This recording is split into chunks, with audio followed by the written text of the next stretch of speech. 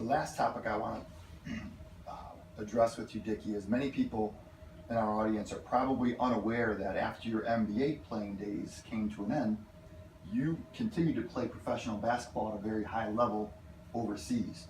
Can you share with our audience all the different places that you played throughout the world? Well, I played 6 years in the NBA and got a chance to see, obviously, the ultimate high of the high with 3 championship rings, and also got to see a little bit of the low with the transition of losing because of the rebuilding. But yeah, I went and played in Europe on very high level European teams in Greece and Spain and Russia and Lithuania. And we played internationally in all the, in different cup games. So I got to experience and see a lot of Eastern, Western Europe, Asia, a little bit of everything. And Europe is a different game. It's funny because I hear kids always say, "Oh, well, I'm just gonna go to Europe," and it doesn't just work like that. The biggest thing about Europe, playing basketball in Europe, is more mental than physical, more mental than anything. Obviously, you got to be able to have some abilities. It was a perfect segue. I was gonna, we've talked about that. You and I both know playing overseas and having a successful career over there, it can be very lucrative. Absolutely. But it's easier said than done. Absolutely. So what intangibles, what off the court intangibles are necessary, not optional, necessary? And this is for all the college kids out there that think they're going to go overseas if they don't make it to the NBA. What things do these guys have to have in order to be successful? You just have to be mentally tough. Yeah, you have to be mentally tough, and you have to be receptive to adjustments, learning a new culture, and being able to transition well into a different environment. But all those things basically come down to the core of being mentally tough. If you're mentally tough and you perform well, you're going to have a long career in Europe or internationally and make a lot of money. I mean, it's bottom line. You just got to be mentally tough. If you're not mentally tough, you're going to struggle. Can you elaborate a little bit on that mental toughness? Like,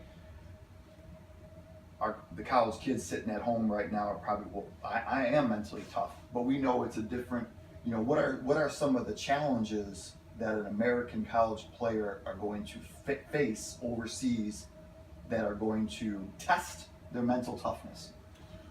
You may be on a team where only one person speaks English, or maybe nobody speaks English. You may be on a team where you're the only American and they look for you to do everything.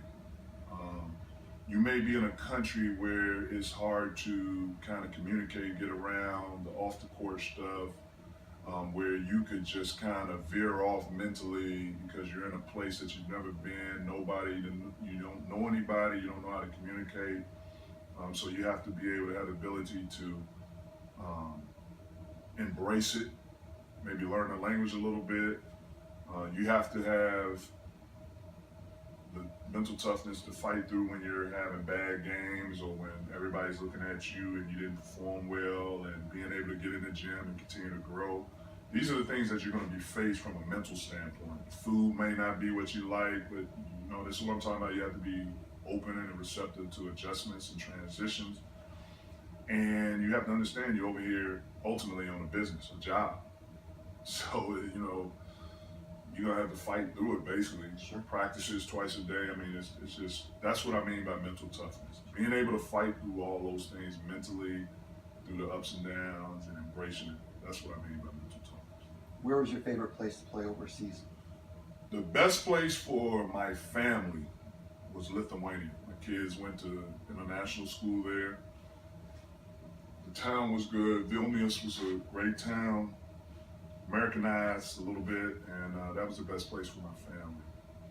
How about the toughest place for you to play? Toughest place for me to play was Russia, and that's where the mental toughness comes in. Just living in Russia was very difficult. The weather, the whole environment, the way they go about things, that was the toughest place to play. Dickie, I really appreciate you taking time out, joining me. I think that you provided some tremendous insight on a variety of basketball topics. Safe travels this college basketball season. Best of luck in the upcoming draft. For Dickie Simpkins, I'm Coach Murphy. Remember, until next time, the only place where success comes before work is the dictionary.